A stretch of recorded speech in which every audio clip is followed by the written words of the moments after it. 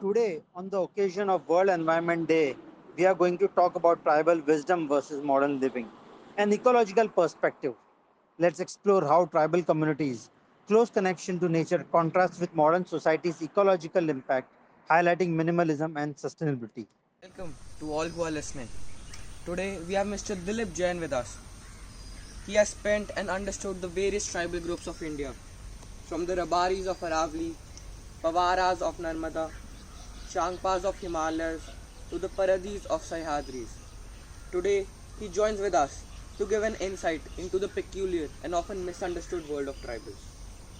When you first went to see these tribal groups, what were your initial notions on the way tribals live and how they are often misrepresented? तो जब पहली बार कोई भी tribal community में जाते हैं तो हम अपने परसेप्शन से जाते हैं, हम अपने जो लाइफस्टाइल है उस माइंडसेट से जाते हैं। तो हमारे पास घर है, गाड़ी है, हम चप्पल पहनते हैं। तो जब ट्राइबल कम्युनिटी में जाते हैं और वो ऐसा नहीं जीते, वो बिगर चप्पल रहते हैं, वो कच्चे घर में रहते हैं, उनके पास एजुकेशन हमारे जैसा नहीं है, तो फर्स्ट लगता है कि वो कितने बैकवर्ड है, कितने पुअर है।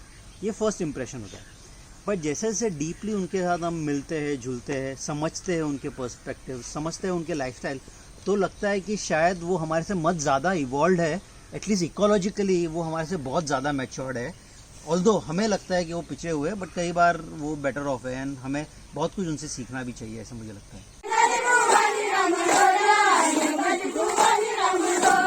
त्याच्या मुळा तेरा मडोल्या त्याच्या मुळा तेरा मडोल्या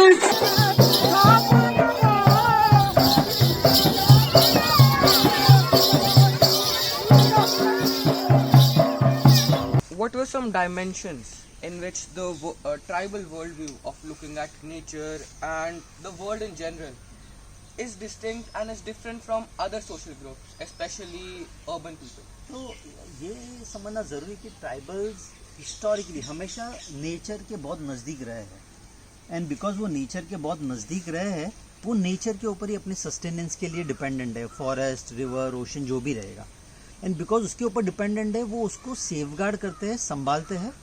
और दूसरा कि बिकॉज नेचर में कैलामिटीज़ होती है तो उनके पोजेशंस बहुत लिमिटेड है, उनके घर कच्चे रहेंगे, छोटे रहेंगे, उनके मटेरियल नीड्स बहुत कम है, उनका रिस्क एपेटाइट बहुत ज़्यादा है। तो अगर कुछ भी वैगरीज, कुछ भी कैलामिटीज़ हुआ तो they don't get as much perturbed as we are, and because risk appetite high है, उनको बहुत वेल्थ एक्यूमुलेशन करने का नीड नहीं है। हम बिकॉज नेचर से दूर रहते हैं, हमारा रिस्क एपेटाइट बहुत कम है, एंड बिकॉज रिस्क एपेटाइट कम है, हमको बहुत सेफ्टी नेट चाहिए, बहुत एक्यूमुलेटेड वेल्थ चाहिए, और ये करने के चक्कर में हम बियॉन्ड अ पॉइंट वो रेस में लगे हुए हैं, और उसका इकोलॉजिकल इम्प्लीकेशन बहुत ही ज़्यादा है। Coming back to the tribal way of living, do you think we as urban citizens have developed a false sense of perception and ego of the world which aims to glorify us and our way of living? Absolutely. अगर tribal हमारे जितने educated नहीं है, but doesn't mean कि उनके पास wisdom नहीं है, उनका विजडम बहुत स्ट्रॉन्ग है। जैसे कि अभी मैं पावरा ट्राइब्स के साथ था सातपुड़ा में, तो जो खाट होती है वो देखा कि खाट के 5 यूज़ है। वो मिट्टी और पत्थर अलग करने के लिए खाट यूज़ करते हैं, सोने के लिए यूज़ करते हैं, एज अ पार्टीशन यूज़ करते हैं, कपड़े सुखाने के लिए यूज़ करते हैं। जबकि हम अर्बन हर एक चीज़ के लिए 2-2 अलग चीज़ें खरीदेंगे। ट्राइबल कैन शो अस कि कैसे कम रिसोर्सेज में हम जी सकते हैं और शांति से, तो ये हमें सीखने की ज़रूरत है। अगर आप ट्राइबल्स के घर देखोगे तो कई बार एक बड़ा रूम या घर होता है जिसमें जानवर, लोग, किचन, बेडरूम, सब कुछ ही एक साथ में एक ही छत के अंडर होता है, और वो सिम्बायोटिकली रहते हैं उसमें। जबकि हम मॉडर्न लोग 4 लोगों के लिए 4 कमरे होंगे जिसमें कोई क्लोज कनेक्शन भी नहीं रहता है।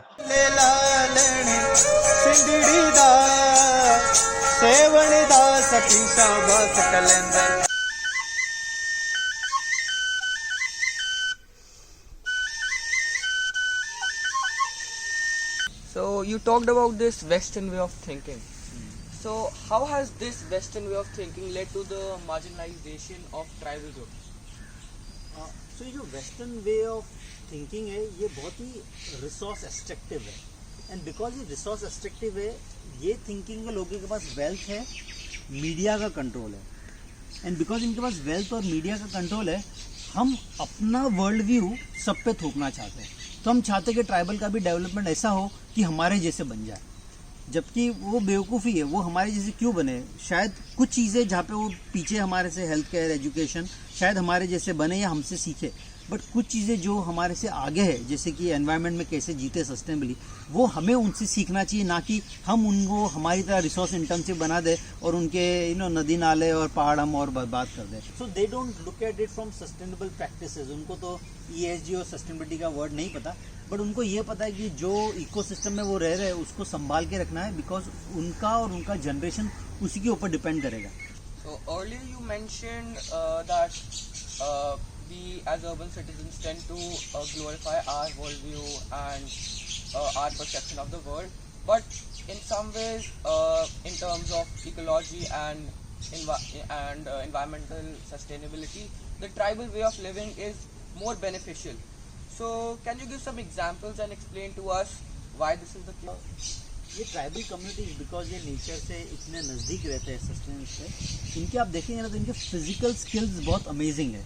वो 200 फीट के पेड़ चढ़ जाएंगे, कहीं पे भी स्विम कर लेंगे, तो उनका फिजिकल एबिलिटीज़, रिफ्लेक्स एक्शंस बहुत ही अमेजिंग है।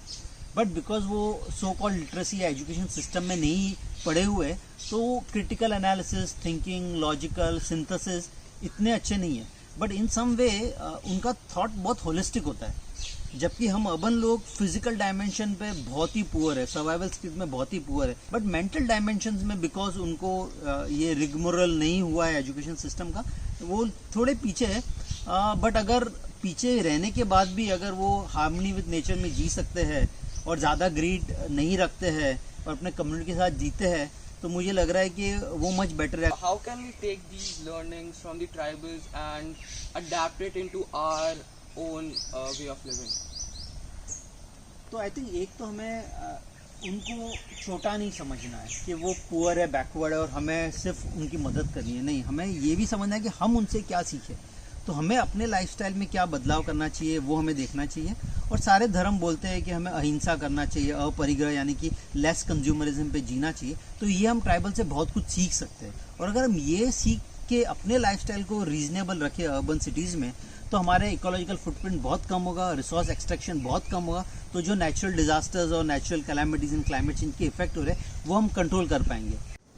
सो ट्राइबल में एक और चीज़ देखते हैं कि वो रोज़ नहीं नहाते, या महुआ का दारू या जो भी आप बोलो बहुत कॉमन है, सारे लोग पीते हैं हर सेलिब्रेशन में, हर फंक्शन में, इवन बच्चे पीते हैं, या वो सीजनल फ्रूट्स पे डिपेंड करते हैं। तो एक तरीके से हम सिटी वाले लोग देखते हैं, अरे ये तो पिछले लोग हैं, रोज़ नहीं नहाते, इतना महुआ का दारू पी रहे हैं, सिर्फ इतना ही खा रहे, यही फ्रूट खा रहे हैं, बाकी तो हम तो एप्पल भी खाते हैं और मैंगो भी खाते हैं सेम सीज़न में। अगर उनके एनवायरनमेंट में इतना पानी नहीं है कि रोज़ नहाए या ज़रूरत नहीं है तो वो नहीं नहाते। हमें आदत पड़ गई है दिन में 3 बार नहाने की, जिसके कारण हम एक्चुअली पानी बर्बाद कर रहे हैं। हमें आदत पड़ गई है सारे फ्रूट्स खाने की ऑफ सीज़न में, और फिर हम बोलते हैं कि वो लोग नहीं खा रहे। बट ये तरीके से देखें ना तो वो बहुत ही इकोलॉजिकली सेंसिटिव तरीके से जी रहे वो लोग, और ये हमें सीखने की ज़रूरत है कि हम कैसे लोकल सीजनल बने, बिकॉज जितना लोकल जितना सीजनल बनेंगे हमारा फुटप्रिंट कम होगा, जिसकी आज की तारीख में बहुत ज़रूरत है। ट्राइबल्स नेचर में इतना जीते और नेचर के सस्टेनेंस के ऊपर ही उनका लाइफस्टाइल है, इसलिए वो लोग जॉब के लिए सूटेबल नहीं है। तो आप उनको 9 से 5 का जॉब देंगे ना तो कभी वो काम डिसिप्लिन से कर नहीं पाएंगे, बिकॉज उनको तो क्या 3 दिन 4 दिन काम किया, उनको खाने का उनका प्रोड्यूस मिल गया और थोड़ा पैसा मिल गया, दे आर हैप्पी, तो वो 2 दिन फिर काम पे नहीं आएंगे। तो ऐसा नहीं कि वो लेज़ी है, वो जब ज़रूरत है तो दिन में 20 घंटा भी काम करते हैं, जब ज़रूरत नहीं है तो नहीं काम करते। तो उनका जॉब परसेप्शन जो हमारा मॉडर्न वे है कि हमको फिक्स डेस्क जॉब करना है, वैसा वो काम नहीं करते। So it is not that they are lazy, they are backward and therefore they don't want to work, but उनका एक तरीका है काम करने का which is based on their convenience, their context, and we need to appreciate that. Tribal में ये भी है कि उनका सस्टेनेंस बहुत ही सिग्निफिकेंटली उनके लाइफ स्टॉक के ऊपर डिपेंड करता है। भेड़, बकरी, गाय, चिकन, जो भी लोकल इकोसिस्टम में जानवर है उनके ऊपर बहुत डिपेंड करता है। तो वाइल वो कंज्यूम करते हैं और हम उन्हें नॉन वेज कैटेगराइज कर सकते हैं, बट वो उतना ही कंज्यूम करते हैं जितना उनको नीड है, बिकॉज उनके पास और पैसे नहीं है बाहर से चीज़ लाने के लिए, और फूड प्रोड्यूस हमेशा साल भर नहीं रहता है। और हम उनको नॉन वेज बोलते हैं, पर हम वो जंगल काट के माइनिंग करते हैं या वो रिवर को पॉल्यूट करते हैं अपने प्लास्टिक से, जिससे हज़ारों लाखों जीव और मर रहे हैं। So, Dilip, somebody listening to you might think that what you're suggesting is probably become a tribal, you know, and the conclusion somebody could drive is we need not be development focused. We probably somebody might label you as anti-development. Is that a fair understanding, or have we misunderstood your view? So I'm not saying that we should become like tribals. So they are at one end of the spectrum because they stay so close with nature. But the current modern society and the development theory is taking us to the other extreme end of the spectrum. तो they live, उनको अगर एक का need है तो वो आधे में काम चला रहे हैं, और हमको एक का नीड है तो हम 100 एक्सपेक्ट कर रहे हैं और 100 बिल्डअप कर रहे हैं, जबकि 100 का भी ज़रूरत नहीं, 10 is good enough. All material comfort जितना ज़रूरत है उतना चाहिए। और वो ग्रोथ कैसा है जिससे अगर पूरा इकोसिस्टम, अगर क्लीन हवा, क्लीन पानी या खाने के लिए अच्छा खाना नहीं मिले तो वो डेवलपमेंट का क्या फ़ायदा है कि आपके पास 100 के मटेरियल कंफर्ट तो है बट खाने के लिए मासेस को कुछ नहीं है, या उनके पानी और जंगल बर्बाद है, जानवर को रहने के लिए जगह नहीं है। तो ये कौन सा डेवलपमेंट हुआ। और जहाँ तक ग्लोबलाइजेशन की बात है, ग्लोबलाइजेशन उस चीज़ों के लिए चाहिए जो तुम्हारे पास रियली नहीं है। अगर तुम अपने इकोसिस्टम से वो चीज़ें लाके अच्छे से रह सकते हो तो क्यों कुछ इंपोर्ट करना यूएस या ऑस्ट्रेलिया से, और फिर ट्रांसपोर्ट में फ्यूल की बर्बादी करनी, टाइम की बर्बादी करनी, पैसे की बर्बादी करनी, और उधर के पहाड़ तोड़ के चीज़ें इधर लानी, इधर की जंगल काट के चीज़ें उधर भेजनी। तो वो ग्लोबलाइजेशन का क्या फ़ायदा। बट मटेरियल नीड के हिसाब से we have to be as local as possible, then only we can save the planet. नहीं तो हम ग्लोबलाइज और डेवलप तो हो जाएंगे बट प्लानट बचेगा नहीं, तो वो कहाँ लेके जाएंगे। अगेन कंज्यूमरिज्म एंटी नहीं है, we have to consume what is needed, what is required for our survival.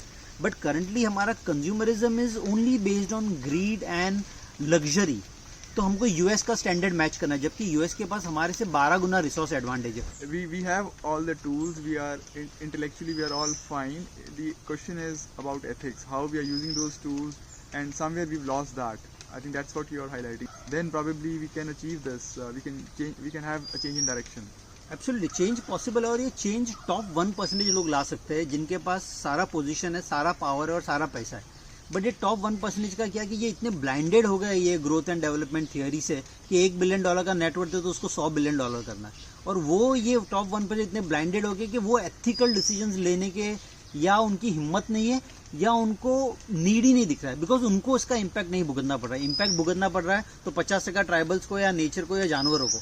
See the past 50, 100, 150 years, the whole of humanity has worked in a certain direction. We have extracted, resources from this planet, used them, and suddenly we realize, that it was a short-term view.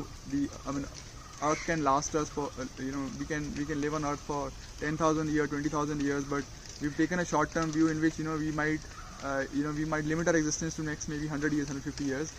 So now we've gone in one direction. So what is the glide path to, move towards a more sustainable planet? How do we make it happen? So I think यही है ना कि हम अगर कोई रास्ते पे चलते और गलत रास्ते पे चले जाते तो तरीका सिंपल होता है कि आप जब रियलाइज हो कि गलत रास्ते पे आप थोड़ा पीछे आइए और सही रास्ता ढूंढिए। और हमें तो सही रास्ता हमारे ईस्टर्न फिलोसफी, सारे रिलीजन ने बताया हुआ है कि ahimsa, aparigraha, less accumulation is the right way. हम वो पाथ भूल गए, और वो बहुत डीप थिंकिंग था कि अगर हम अहिंसा और अपरिग्रह फॉलो करें तो पूरा प्लेनेट सस्टेनेबली अच्छे से जी सकता है।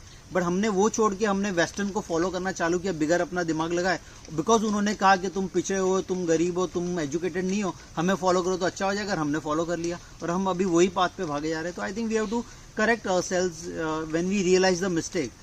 और इससे ये नहीं कि हम डेवलपमेंट बंद कर रहे हैं, डेवलपमेंट तो फिर भी हो सकता है, बट डेवलपमेंट जो डिस्ट्रक्शन के नाम पे हो रहा है जिससे सबका सस्टेनेंस स्टेक पे है, वो डेवलपमेंट को तो एनी में कोई फायदा नहीं है। Thank you, Mr. Dilip, for your time. Hope you could have an insight into the intricate world of tribals. Thank you again for joining us.